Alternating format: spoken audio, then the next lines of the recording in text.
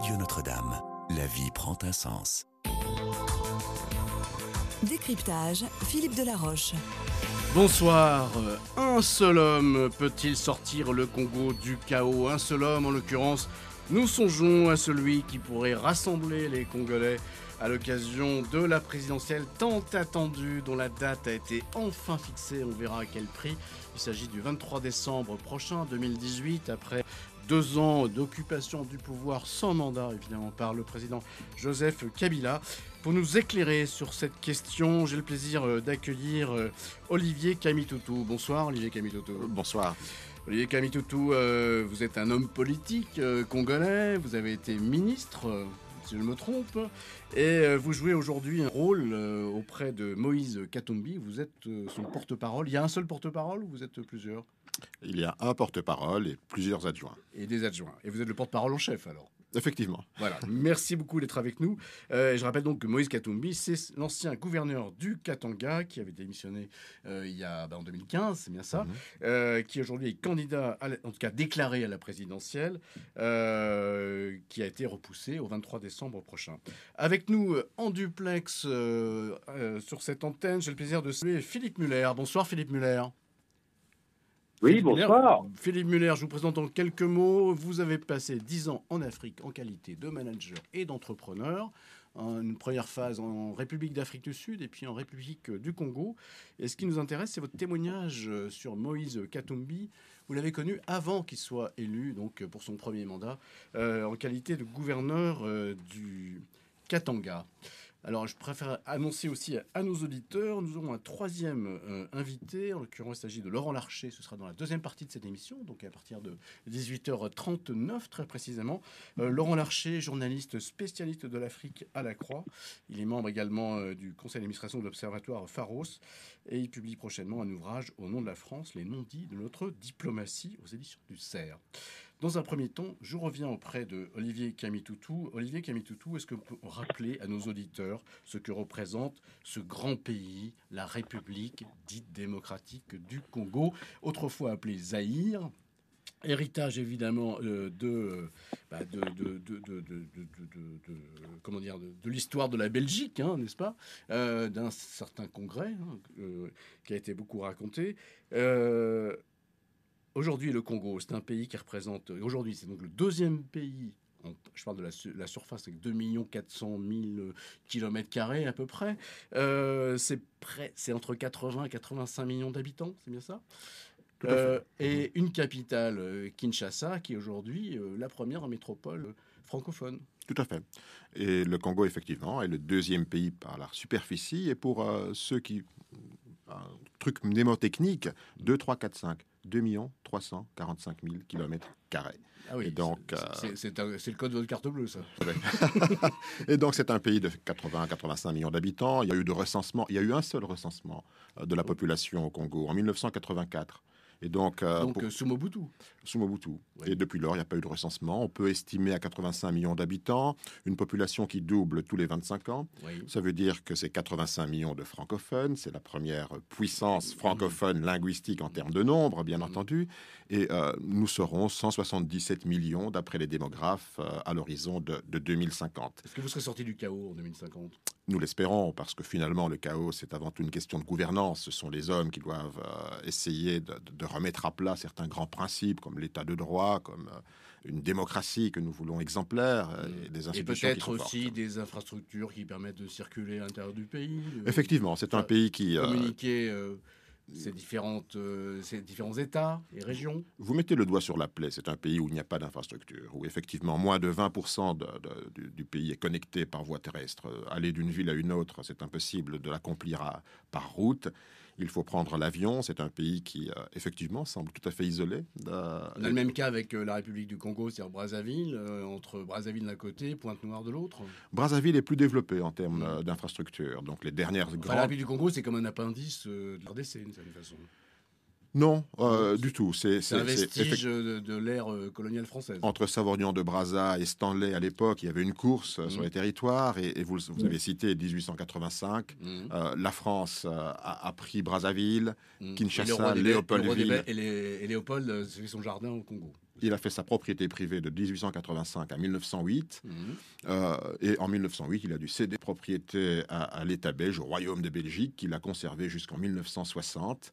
Et en 1960, il y a eu l'indépendance. Et depuis l'indépendance, effectivement, le Congo souffre des affres à la fois de rébellion, de guerre, une très longue dictature avec le président Mobutu, une autre guerre extrêmement ravageuse qui a provoqué plus de 6 millions de victimes en 96-98. Finalement, c'est un pays... Des guerres instrumentalisées par quelques puissances riveraines. Parce que le pays est très riche et parce que ses richesses sont convoitées. Aujourd'hui, le Congo, c'est plus d'1 million de tonnes de cuivre, c'est 100 000 tonnes de cobalt. Donc demain, toutes les voitures Le cuivre, c'est le Katanga. C'est le Katanga. Et le Katanga, effectivement, les richesses du Katanga sont extrêmement convoitées, mais pas que le Katanga. Dans le Kivu, il y a de l'or et le Congo est d'une richesse extraordinaire. Nous avons la plus grande réserve de terres arables agricoles. Celle que les Chinois tendent à racheter. 80 millions d'hectares de terres arables. Mais nous avons surtout, et que les Chinois scrutent avec attention, comme le monde entier, parce que nous sommes la deuxième forêt du monde, 14% de la forêt du monde. Ça veut dire que nous, dans le changement... Sous-exploités. Qui ne sont pas exploités parce qu'il n'y a pas beaucoup d'infrastructures. Mais dans le dossier du changement climatique, le Congo aujourd'hui perd 10% de sa forêt tous les 20 ans. Simplement parce qu'on a besoin de terres agricoles, de terres... les villes s'étendent très vite. Et si rien n'est fait, eh bien, la deuxième forêt du monde risque de disparaître à la fin du siècle.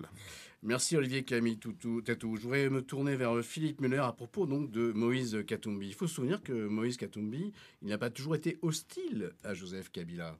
Il lui est même arrivé de soutenir plutôt lorsqu'il s'est présenté au présidentiel, non? En 2006 et en 2011. Effectivement. Oui. Moïse Katumbi, quand il a compris que Joseph Kabila ne respecterait pas sa constitution, la constitution du pays... Il a compris à quel moment? Début très vite, à partir de 2011, qui était le deuxième mandat du président de la République. La Constitution est très claire sur ce point. C'est une Constitution adoptée par référendum par 85% de la population. Cette Constitution a mis fin à un cycle de violence et de guerre. Et donc, à partir de 2011, on a senti que Joseph Kabila avait des velléités de ne pas organiser... De contourner cette obligation. Et en 2015, c'était assez frappant, puisque janvier 2015... Un an avant la fin de son mandat, des manifestations ont eu lieu suite à la volonté de modifier la loi électorale, de conditionner l'élection à la tenue d'un recensement scientifique qui aurait pris 2-3 ans. Les jeunes à Kinshasa et dans l'ensemble du pays se sont révoltés. Il y a eu une dizaine de victimes. Kabila énumérait des conditions de plus en plus irréalistes, de la façon. Oui, et d'autre part, il a sabordé le processus électoral en refusant de financer ce processus. Il faut quand même rappeler, donc, son mandat expiré en décembre 2016. En décembre 31 décembre 2016. Exactement. Et donc, depuis le 31 décembre 2016, Joseph Kabila est totalement illégitime à la tête du pays et l'ensemble des institutions sont tombées, elles aussi, dans une totale illégitimité. On va y revenir dans un instant. Philippe Muller, vous avez donc connu Moïse Katumbi. C'était avant donc son élection en qualité de gouverneur du Katanga. Dans quelles circonstances vous l'aviez rencontré? Oui, bonjour, Oui, monsieur Delaroche, vous m'entendez bien? Oui, Philippe Muller, on vous entend Bon, très alors, bien. tout d'abord, je présente mes respects à son Excellence, monsieur Camille Tatou. Merci. Bravo, quelle urbanité. Du gouvernement Matata et ancien proche de Jean-Pierre Bemba. Oui. Bien, monsieur Delaroche, en deux mots. Moïse Katumbi. D'abord, j'ai connu Moïse Katumbi Chapoué quand il était en exil en Zambie. Oui. Tout à fait par hasard, on s'est rencontrés dans un avion un jour et nous avons sympathisé.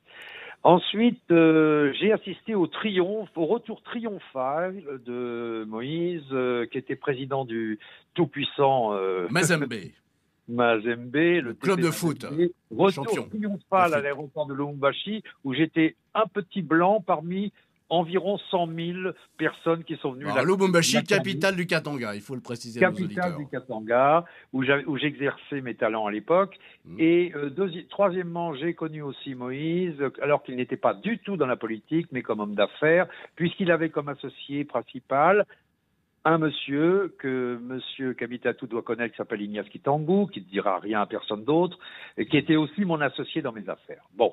Et j'ai énormément... Alors après, j'ai suivi le parcours de Moïse Katumbi en tant que gouverneur Katanga, mais à distance, donc vous n'étiez plus au contrairement contact.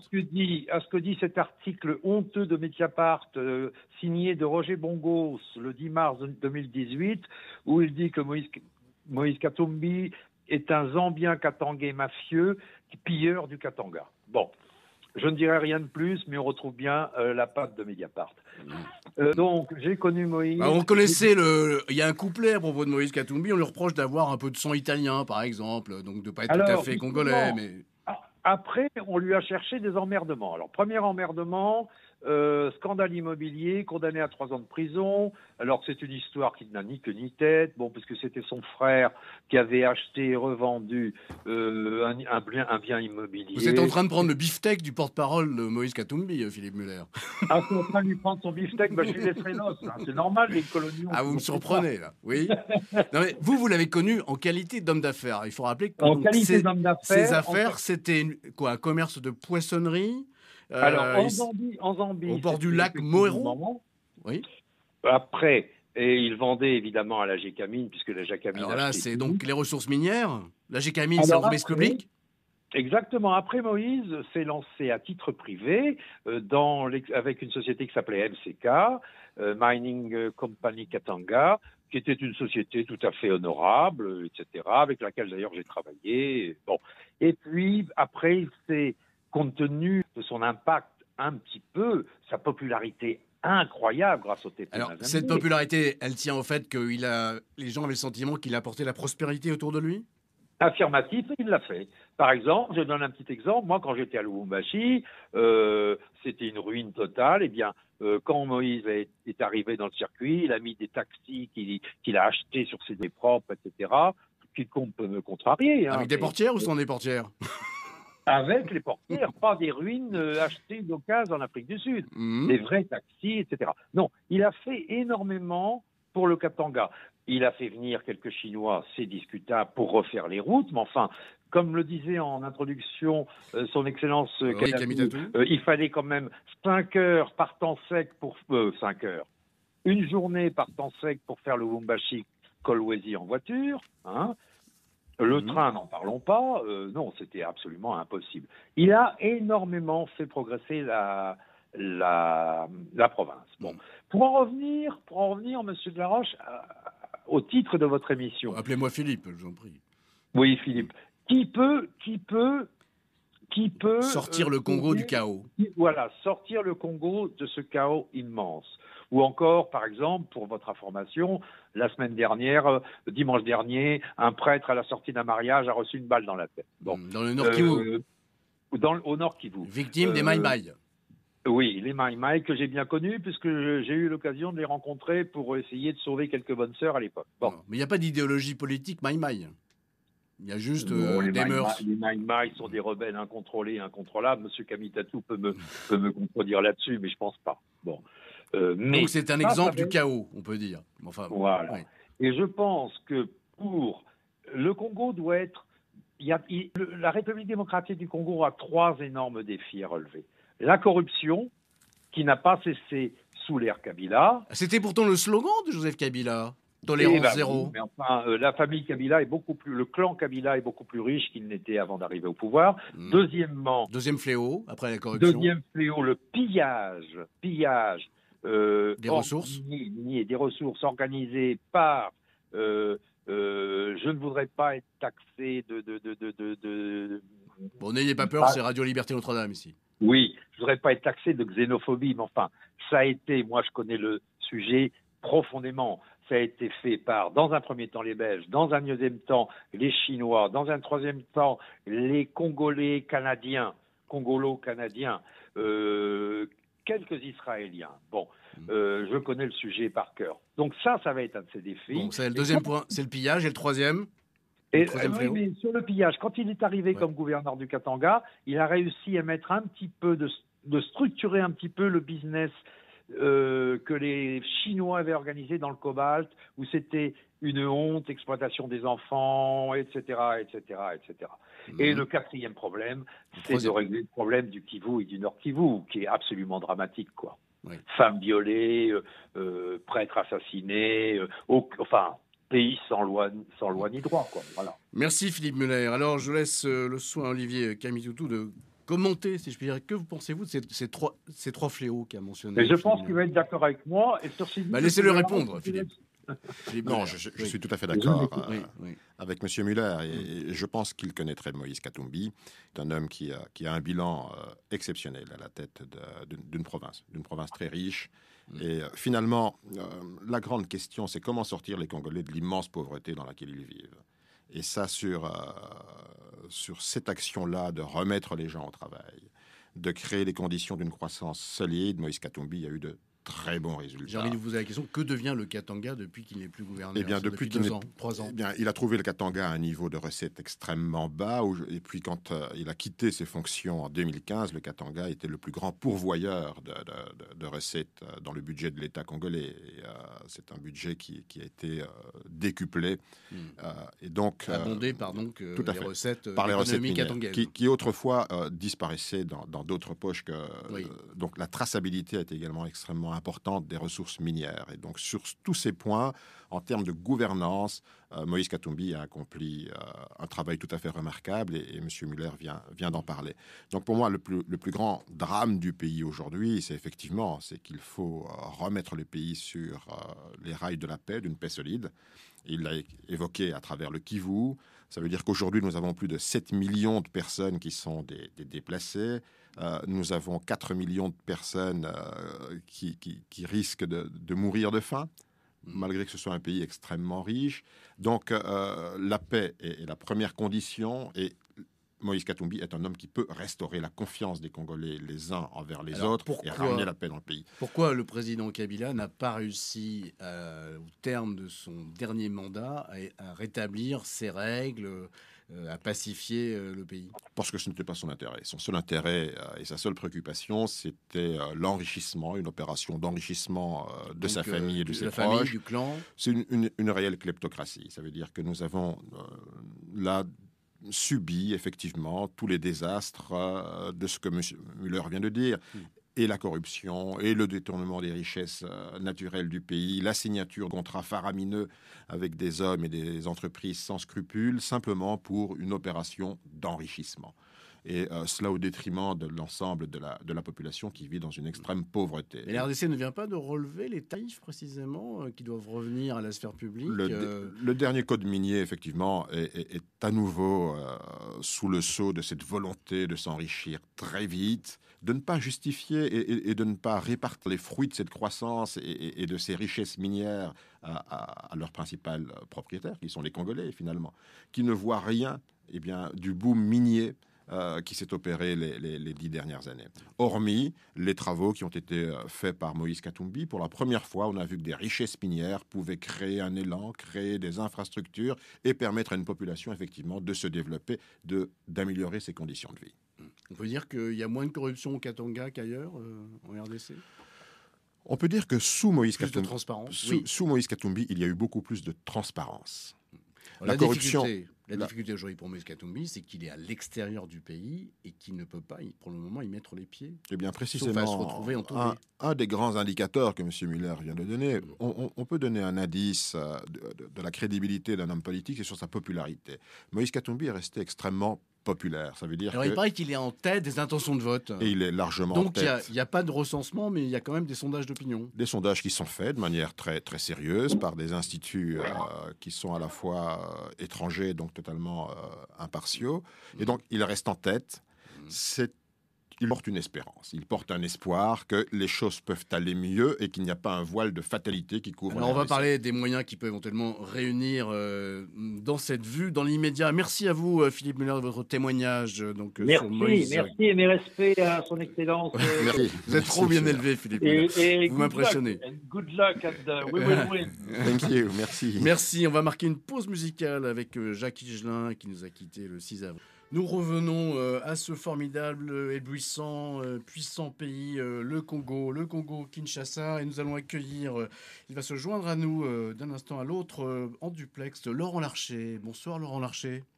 Bonsoir. Laurent Larcher, j'ai grand plaisir à vous lire dans La Croix. Je vous présente toujours comme l'africaniste de La Croix. Merci. Je reviendrai. Ben oui, bah revenez-nous. Parce que je me plaignais d'ailleurs hors antenne de la sous-représentation de l'actualité du Congo dans la presse française en général. J'ai moi-même du mal parfois à vendre le sujet. Et c'est pour ça que je suis ravi de savoir qu'on est un peu moins seul avec vous. Laurent Larcher, vous êtes le membre du conseil d'administration de l'Observatoire Pharos. Vous êtes parfois un peu mal pensant. Vous avez publié La face cachée de l'écologie, en vous posant la question de savoir s'il ne s'agissait pas d'un anti-humanisme contemporain. C'était paru au CERF en 2004. Et vous allez publier tout prochainement, le 20 avril, un ouvrage, un essai, Au nom de la France, sous-titré Les non-dits de notre diplomatie. Un ouvrage de 144 pages à paraître aux éditions du CERF. 14 €. Je rappellerai les références en fin d'émission. Laurent Larcher, est-ce que parmi les non-dits de notre diplomatie, la RDC a sa place? Ah oui. Parce que je parlais de la presse française, mais on n'entend pas beaucoup parler non plus des actions, des initiatives d'origine française. Oui, non, c'est une bonne question. Disons que, alors c'est compliqué. Toujours, on dit toujours que c'est une affaire belge, les RDC. Enfin, c'est fini. Oui, c'est une affaire belge. Maintenant, c'est une affaire canadienne. Non, les Français ont aussi joué la carte Mobutu longtemps. Très longtemps, jusqu'à la fin d'ailleurs, jusqu'en 1997. Mais on ne va pas refaire toute l'histoire de la RDC, mais disons que pour revenir aujourd'hui, il y a eu entre François Hollande et Emmanuel Macron un tournant quand même. Sous François Hollande, je dirais que la France était vis-à-vis de Kinshasa et de Kabila très très réservée, même hostile. Et là, on assiste à une forme de retournement de situation où il semble que le Quai d'Orsay sous Jean-Yves Le Drian et l'Élysée sous Emmanuel Macron est beaucoup plus, semble beaucoup plus accommodant avec le régime. Accommodant ou complaisant? Complaisant pour des raisons économiques. Au fond, ils refont, là, je dirais, le pari qu'ils ont fait avec l'Arabie Saoudite du temps d'Obama. Vous savez, lorsque Obama s'est retiré de l'Arabie Saoudite pour se tourner vers l'Iran, la France en a profité pour, je dirais... occuper la place laissée vacante. Absolument. Et on a à peu près le même scénario aujourd'hui avec Kinshasa, dans la mesure où vous savez que la Belgique est, elle, très critique vis-à-vis du régime Kabila. Il y a un véritable bras de fer entre les deux capitales, entre Bruxelles et Kinshasa, et il semble que la France essaye de récupérer la place occupée, et ça va très loin. Ça s'exprime comment, Laurent Larcher, donc cette position, comme vous dites, accommodante? On a des intérêts, il y a des intérêts économiques absolument énormes, notamment du côté de Total, je crois. Il faudrait creuser ça beaucoup plus approfondi. Enfin, il faudrait approfondir beaucoup plus le sujet. Mais d'après, en tout cas, mes informations, il me semble que le ministre des Affaires étrangères belge a été voir, alors je crois que c'est le Quai d'Orsay, pour lui demander, écoutez, ça suffit maintenant, vous commencez vraiment à jouer un jeu trouble dans les RDC. Est-ce que vous, dans la Croix, vous avez la possibilité de mentionner cette... En tout cas, ça fait partie des sujets sur lesquels je suis en train de travailler. Alors pour le moment, je ne sors pas l'information de manière aussi... on en parle. Ce que je vous dis, évidemment, est avéré, mais je n'ai pas encore écrit dessus parce que je voudrais encore avoir d'autres éléments. Mais oui, bien sûr, il y a là un tournant assez clair. Dont nous, Français, nous ne sommes pas informés. Oui, voilà. Vous avez aussi des jeunes gens de la lucha, enfin de cette société civile, de la jeunesse qui a émergé dans ce pays à partir de 2004-2015, qui reproche à la France sa coopération militaire, parce qu'on a encore une coopération militaire et de sécurité défense avec les forces de sécurité congolaises, de Kinshasa, ce qui pose évidemment un grave problème compte tenu de l'attitude de ces forces de sécurité vis-à-vis de ces manifestants, puisque je vous rappelle qu'ils tirent à balles réelles. Alors précisément, revenons aux incidents de début d'année. On sait que donc la difficulté, c'était d'obtenir de Joseph Kabila un calendrier pour la tenue des élections présidentielles et législatives. On se souvient donc le fameux accord de la Saint-Sylvestre qui n'a pas été évidemment fidèlement respecté. Il y a eu ces manifestations en début d'année qui sont soldées par des morts. Est-ce que, j'ai envie de dire, l'addition positive de ces sacrifices malheureux, c'est le fait qu'on tient enfin une date, alors que jusque-là, il n'y en avait pas. Cette date, c'est celle du 23 décembre 2018. Alors il y a eu Laurent d'autres Larcher. dates. Il y a Oui. eu d'autres dates dans le passé. Il y avait le 16 décembre 2016, ou le 19 décembre, pardon, 2016. Enfin, il y a eu plusieurs dates. Oui. Il y avait à la fin décembre 2017. Donc non, ce n'est pas la première date. Est-ce que vous ce pensez n'est pas le premier accord. Oui, mais À celui-ci, ce stade, est-ce que vous pensez qu'il peut être ignoré, ce rendez-vous du 23 alors là, décembre 2018? écoutez, bien malin qui dira Ouais. ce qui se passera à la fin du mois de décembre dans ce pays, qui est un pays totalement, je dirais, enfin en tout cas vu de Paris, En au chaos. développement totalement, ouais, c'est ça, totalement inattendu, totalement surprenant, totalement, je dirais, affligeant, disons les choses. Quand vous pensez par exemple que le principal opposant, vous parlez de Moïse Katumbi, mais enfin le principal opposant de Kabila n'était pas Katumbi, mais c'était Étienne Tshisekedi, Oui, mais qui est mort depuis. qui est mort le 1er février 2017, Mhm. et dont en Belgique, et dont le corps se trouve toujours dans la chambre froide de la clinique avec les morts, puisqu'on On n'a toujours pas pu l'inhumer. non, on n'a toujours pas trouvé un accord pour que son corps. Oui, parce que Joseph Kabila craint évidemment des Exactement. manifestations hostiles et qui pourraient peut-être même le chasser de. En tout de cas, il y a son trône. plusieurs raisons pour lesquelles ce corps est toujours enfermé dans cette chambre à mortuaire. Mais enfin, vous imaginez. Et ça, ce n'est qu'un petit. Là, on a l'impression d'être dans une pièce de UNESCO là. Oui, Le roi mais c'est Sommer. vraiment c'est pire que du UNESCO, parce que là, on est dans le réel et on parle de gens, et on parle de vie. Et c'est vrai que ce pays, en tout cas la population congolaise. On vous entend moins bien, Laurent Larcher. Est-ce que vous pouvez attendez. chercher une position Vous m'entendez mieux là? Ah là, c'est beaucoup mieux là. Bougez Bon, plus voilà. surtout, hein. Je vous scotche. Très bien. Oui. Pardonnez-moi, parce que je suis Je effectivement un peu vous en loin. prie. Oui, donc c'est une population qui vit tout ça, qui vit dans une violence, une brutalité dont on a peu idée ici. Vous parliez tout à l'heure du Kivu, mais il y a aussi, il y a le Nord Kivu, il y a le Sud Kivu, parmi les régions qui sont ensanglantées. Vous avez les Kasaï, vous avez aussi l'Ituri. Enfin, c'est un pays qui est en train de craquer et Kinshasa même. Qui se capitale, où il est fragmente. de plus en plus violent. Oui, absolument. En tout cas, qui implose de l'intérieur. Puisque vous parliez, je crois, tout à l'heure des défis. Le principal défi, à mon sens, c'est d'abord d'instituer. Vous entendez moins bien là, Laurent Larcher. Le principal défi Oui. dans ce pays, c'est pas de restituer, mais d'instaurer un état de droit qui n'a jamais existé. Vous évoquiez tout à l'heure Tshisekedi, mais bon, encore une fois, il n'est plus disponible. Est-ce que vous pensez que Moïse Katumbi représente un espoir ou un levier possible pour établir un semblant d'ordre ou d'état de droit en RDC, Laurent Larcher? Alors moi, je me garderais bien d'avoir un jugement sur les acteurs politiques, en tout cas surtout s'il se présente à une élection présidentielle de ce type-là. Ce que je peux simplement vous dire, c'est que Moïse Katumbi n'est pas le seul opposant aujourd'hui à Joseph Kabila, d'une part. D'autre part, un espoir, je ne sais pas s'il représente un espoir, en tout cas il représente une alternative possible à Joseph Kabila, ça c'est absolument sûr, il a effectivement des chances. Encore que l'opposition aujourd'hui est éclatée et diversifiée, et dans ce pays, si l'opposition n'est pas unie ou n'arrive pas à s'unir autour d'un candidat, il est clair que le parti au pouvoir aura de fortes chances de se maintenir au pouvoir.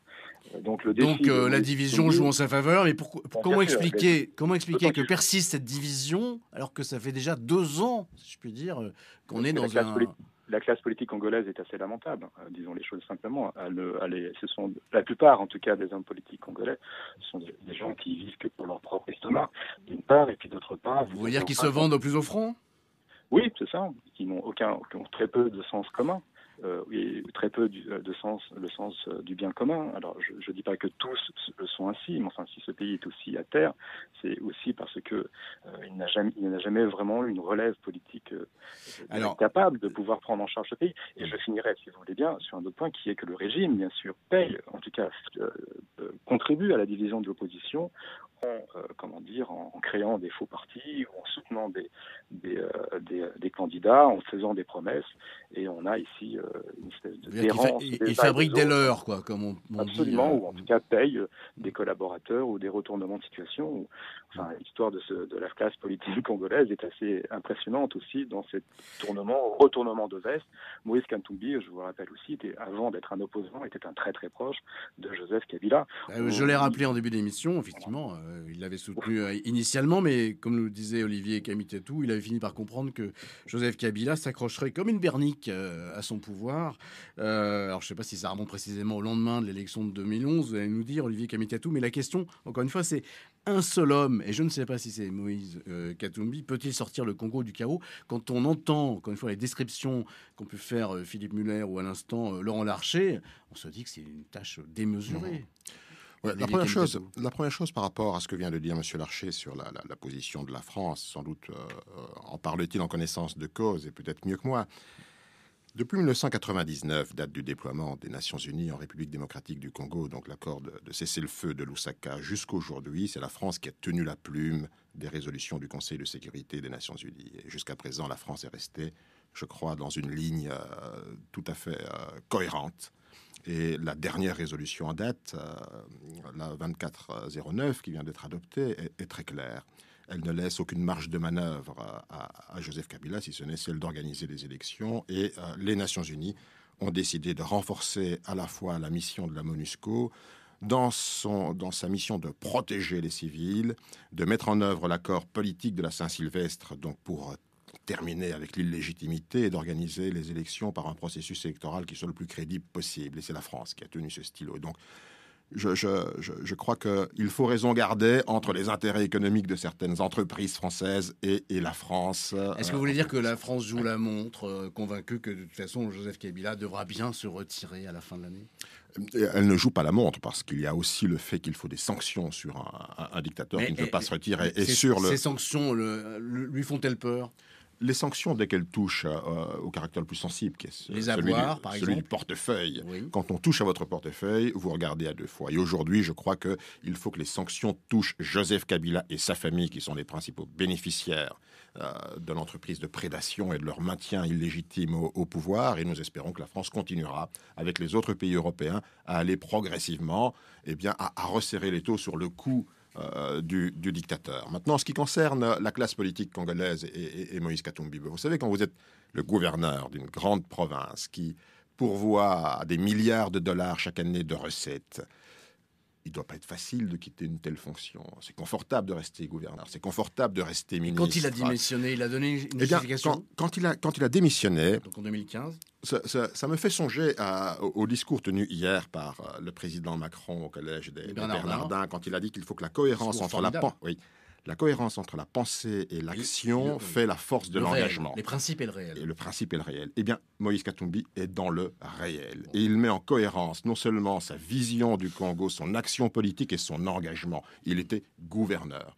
Qu'il est là, il est en Zambie aujourd'hui? Alors qu'il est, il est en Belgique. En Belgique. Il est en Belgique. Il voyage beaucoup pour faire un vrai plaidoyer pour le pays, pour que nous ayons des élections libres et transparentes. Parce que finalement, c'est faire une offre politique au peuple congolais. Pour la première fois, le peuple congolais doit entendre un programme, il doit juger et jauger de la qualité des hommes capables, effectivement... Il y a un programme, effectivement. Il y a un programme... que les Congolais connaissent, il y a qui ne savent rien. Moïse Katumbi a développé son programme récemment parce qu'il a créé sa plateforme Ensemble pour le changement, derrière laquelle se regroupe une soixantaine d'hommes politiques de qualité, même si M. Larcher dit que toute cette classe politique est au niveau de caniveau et médiocre, Moïse Katumbi a pu rassembler derrière lui et de manière intégrée, de manière assez horizontale, beaucoup de forces politiques derrière. Dites-moi, Olivier Kamitatou, vous êtes porte-parole de Moïse Katumbi, vous êtes ici à Paris.